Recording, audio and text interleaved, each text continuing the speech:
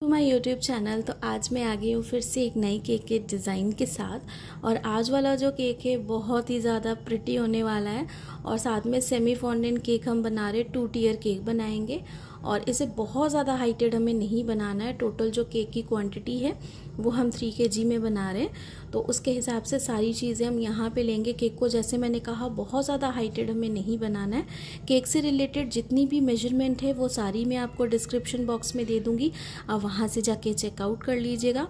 जो भी मेरे नए व्यूअर्स हैं जो फर्स्ट टाइम मेरे चैनल पे विज़िट कर रहे हैं, आप पहले की भी मेरी वीडियोस देखोगे तो आपको बहुत सारी चीज़ें सीखने को मिलेंगी नए नए ट्रिक्स के साथ। अच्छे अच्छे टिप्स मैंने उसमें जो है शेयर किया आप सबके साथ। बाकी जो मेरे रेगुलर व्यूअर्स हैं उन्हें काफ़ी अच्छे से पता है केक को कैसे में डिमोल्ड करना है ठंडा करके। और जैसे हम ब्रेड नाइफ़ के साथ कटिंग करते हैं वैसे ही हम केक की करेंगे कटिंग।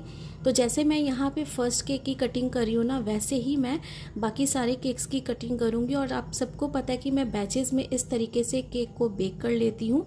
और इससे क्या होता है ना, केक बहुत ज़्यादा ब्रेक नहीं होता है, ओवर बेक्ड भी नहीं होता है और ओवरफ्लो भी नहीं होता है बैटर ज़्यादा होने से। तो यहाँ पे अगर आप देख रहे हो ना, बहुत लोगों के ऐसी रिक्वेस्ट आती है कि मैम चिप क्यों, ये मॉइस्चर की वजह से कई बार हो जाता है। लेकिन केक की जो ब्रेड है हमारी बहुत सॉफ्ट है काफ़ी अच्छे से। और अगर इसे हम इस तरीके से थोड़ा ट्रिम भी कर लेंगे ना तो कोई दिक्कत नहीं है, क्योंकि इसे जो है हमें लेयरिंग पे लगाना है। तो यहाँ पे केक बोर्ड को हमें बहुत ज़्यादा बड़ा नहीं लेना था, तो कौन सा हमने यहाँ पे केक बोर्ड यूज़ किया वो भी मैं आपको बता दूंगी। साथ में यहाँ पे अगर आप देख रहे हो ना, तो इसके दोनों साइड पे आप यूज़ कर सकते हो। एक ब्लैक था एक वाइट था, कोई सा भी आप यूज़ कर सकते हो अपनी चॉइस के हिसाब से। तो मैं तो यहाँ पे आज वाला जो है ये ब्लैक वाला ही यूज़ करने वाली हूँ। तो इस तरीके से हम क्रीम को लगा देंगे अच्छे से बोर्ड पे, जैसे हम लगाते हैं। आप चाहो तो गनाश भी लगा सकते हो, क्रीम भी लगा सकते हो, कोई प्रॉब्लम नहीं है। जो आपके पास अवेलेबल है आप इसी के साथ इसे यूज़ कर सकते हो। तो अच्छे से हमने केक पे रख दिया है, केक बोर्ड पे केक को। और इस तरीके से क्रीम को जिस तरीके से हम लगाते हैं वैसे हम लगाते जाएंगे। साथ में जो आज वाला केक का फ्लेवर है ये हमारा बटरस्कॉच फ्लेवर है। बटरस्कॉच चंक्स हमें इसमें यूज़ नहीं करने, सिर्फ क्रश यूज़ करना है। और क्लाइंट की डिमांड थी कि हमें क्रीम वाला बहुत ज़्यादा केक नहीं चाहिए, क्रीम आप थोड़ी कम ही अगर रखोगे तो ज़्यादा अच्छा है। तो कोई दिक्कत नहीं होगी अगर क्रीम की थोड़ी ब्रेड वगैरह भी अगर देखेंगे, लेकिन ज़्यादा क्रीमिंग मत कीजिएगा आप केक को।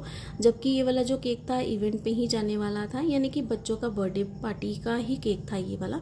लेकिन फिर भी जो क्लाइंट ने मुझे ऑर्डर दिया था उनकी ऐसी रिक्वेस्ट थी कि क्रीम बहुत ज़्यादा नहीं लगाने के लिए। तो माला कंपनी का हम क्रश यूज़ करते हैं, आप सबको पता है एज़ यूजुअल। और भी बहुत सारे ब्रांड्स हैं, आप किसी का भी यूज़ कर सकते हो, बट माला कंपनी का बेस्ट रहता है। तो हमेशा मैं यूज़ करती हूँ, क्वालिटी वाइज भी, क्वांटिटी वाइज भी एंड प्राइस वाइज भी, सारी चीज़ों के हिसाब से ये काफ़ी परफेक्ट क्रश रहता है। तो 1 by 1 लेयरिंग हम करते जाएंगे।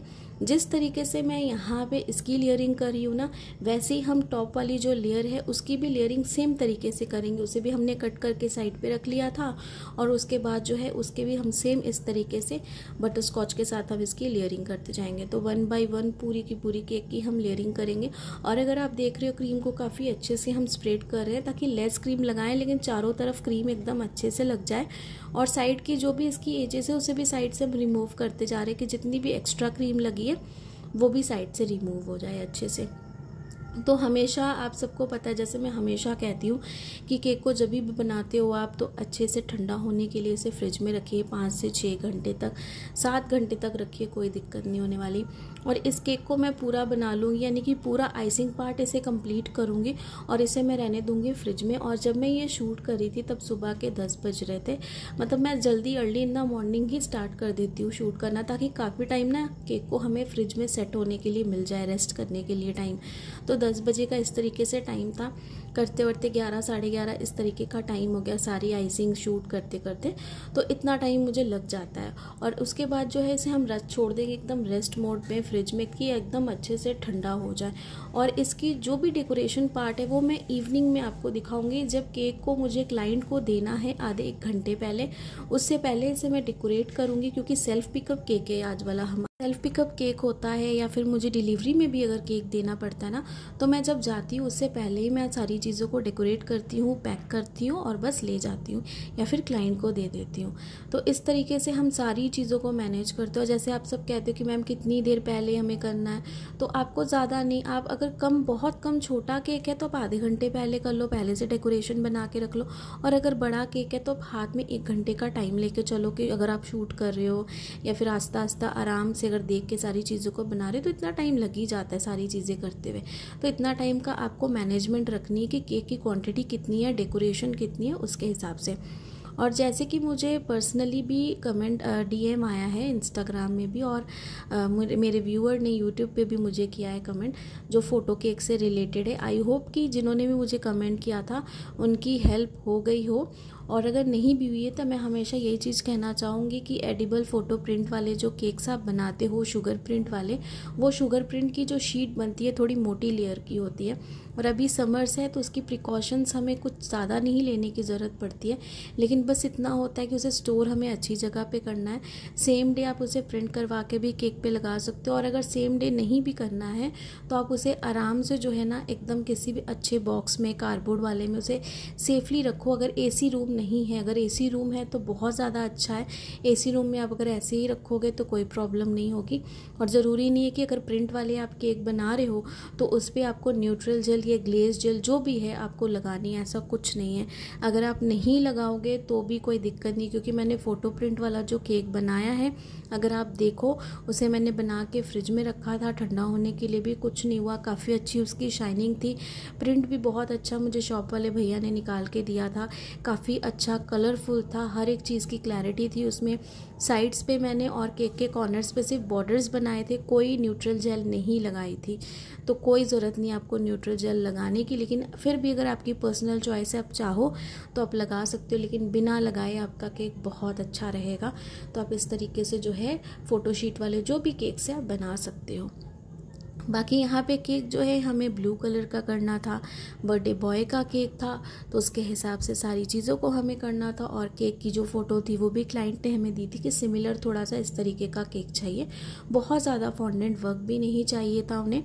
और केक को एकदम अच्छे से, जैसे मैं हमेशा कहती हूँ, जैसे अभी भी मैंने कहा कि कितना देर ठंडा रखना है, इतनी देर अगर आप ठंडा रखोगे और उसके बाद फॉन्डेंट वर्क करोगे ना उसके ऊपर, तो कुछ नहीं होने वाला। केक आपका बहुत अच्छे से सेट रहेगा और उस पर आप जो भी फॉन्डेंट डेकोरेशन कर रहे हो वो भी काफ़ी अच्छे से सेट रहेगी। तो ब्लू कलर की यहाँ पे हमने क्रीम बना ली थी। आप जेल, लिक्विड कोई भी कलर यूज़ कर सकते हो, डार्क, लाइट शेड, जैसा भी आपको चाहिए। क्रीम की जो क्वांटिटी है उसके हिसाब से आप जो कलर्स है उसे एडजस्ट कीजिए, या फिर जो है आप क्रीम की क्वांटिटी जो भी आपकी रहती है, केक कितना बड़ा है उसके हिसाब से सारी चीज़ों को आप कर सकते हो। तो यहाँ पे जितना बड़ा केक था मैंने उसके हिसाब से सारी चीज़ें की। क्रीम हमने यहाँ पे एकदम अच्छे से लगा दी। स्क्रैपर के साइड वाली एजेस जो है उसे हम क्लीन करेंगे। और अगर यहाँ पे जो भी अगर आप देख रहे हो ना साइड्स पे जो ब्रेड क्रम्स दिख रहे हैं उसे भी हमें एकदम अच्छे से थोड़ा थोड़ा सा कवर करना है, क्योंकि क्रीम जो है क्लाइंट ने हमें कही थी कि एकदम लेस लगानी है, तो लेस क्रीम लगानी है, तो उसके हिसाब से हमें सारी चीज़ें करनी है ताकि ब्रेड क्रम्स भी बहुत ज़्यादा ना दिखे, अच्छी लुक आए। केक हमारा ओवरऑल अच्छी लुक में दिखना चाहिए, टेस्ट वाइज भी अच्छा होना चाहिए, तो सारी चीज़ों का ध्यान रखना पड़ेगा।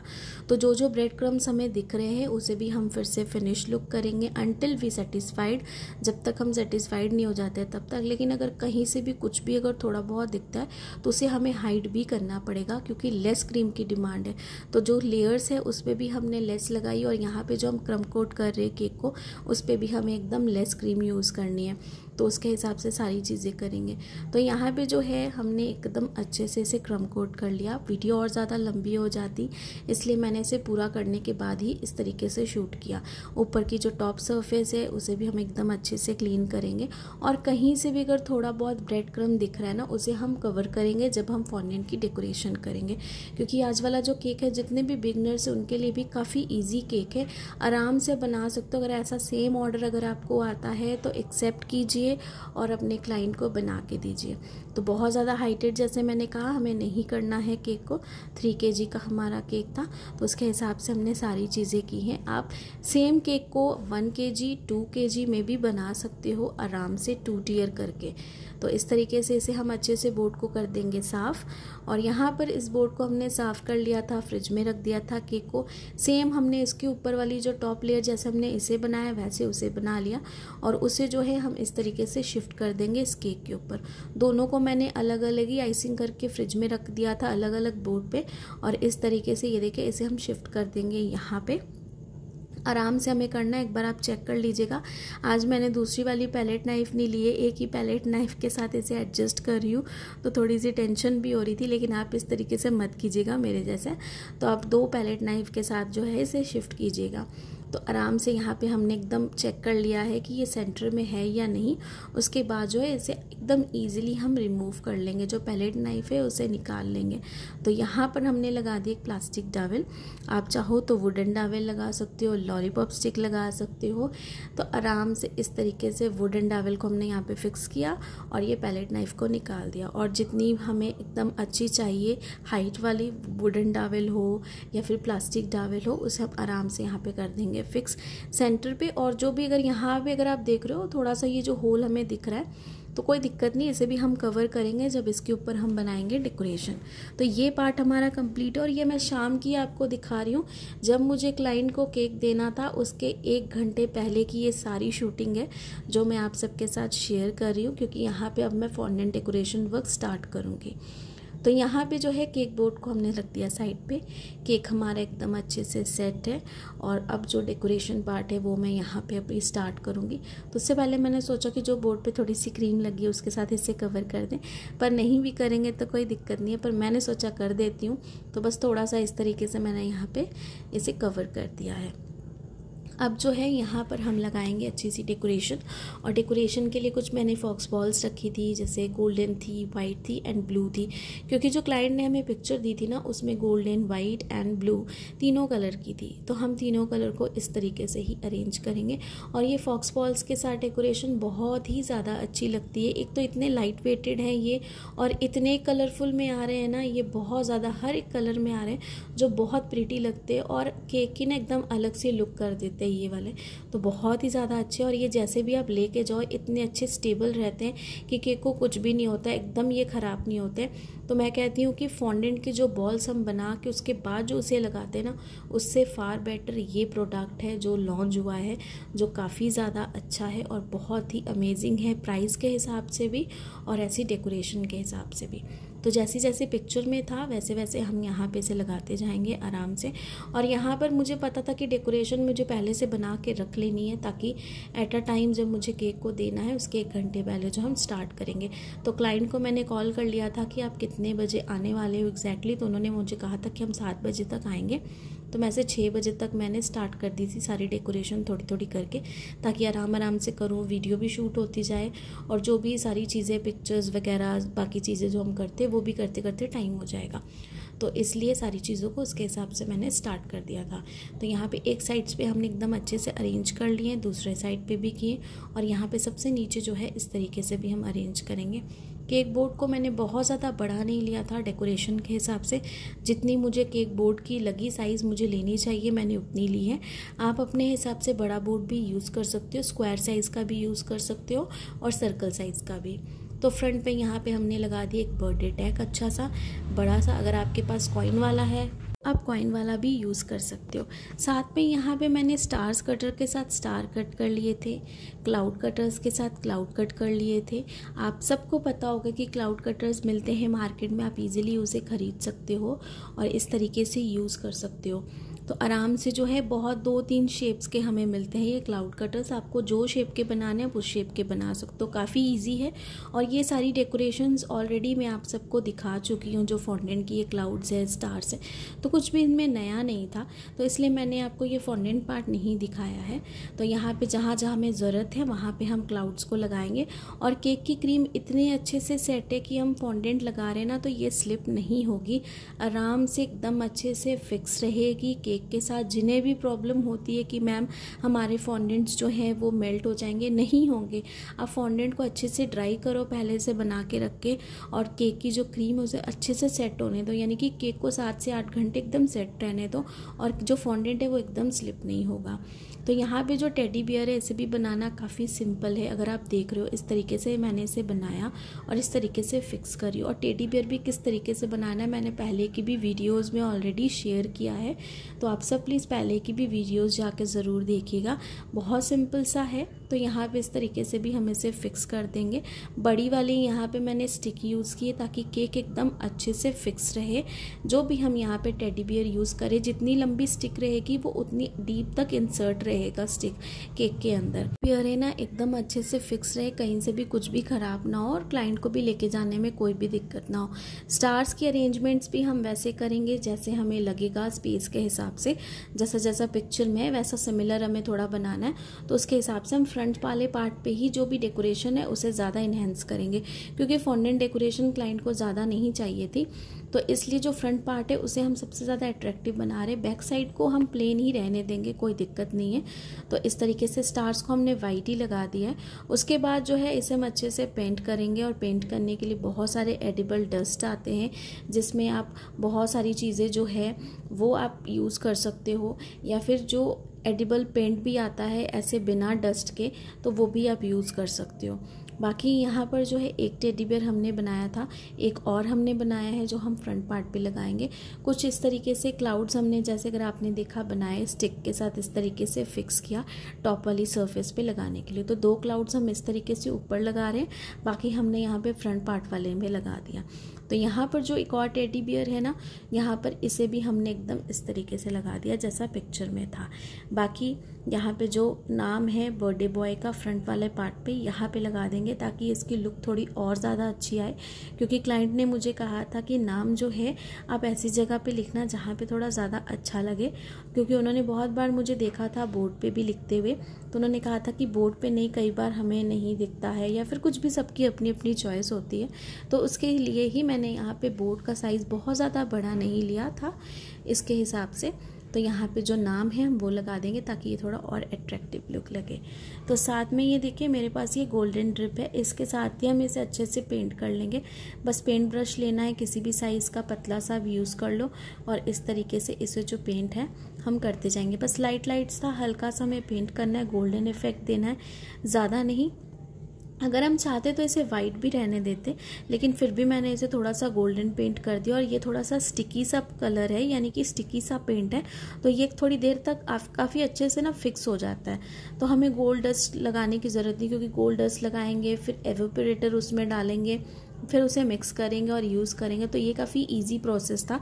तो यहाँ पे मैंने जो गोल्डन ड्रिप है उसके साथ ही इसे पेंट कर दिया।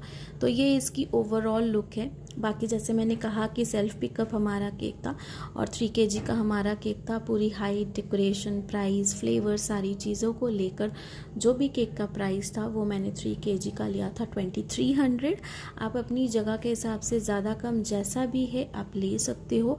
किसी किसी जगह में प्राइजेस थोड़ा ज़्यादा हाई होते हैं और कम होते, आप अपनी मेहनत के हिसाब से जो प्राइजेस है ज़रूर चार्ज कीजिए।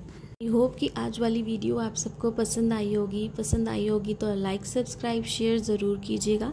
ढेर सारी कमेंट्स कीजिएगा, मुझे हमेशा जैसे आप मोटिवेट करते हो ऐसे ही मोटिवेट करने के लिए।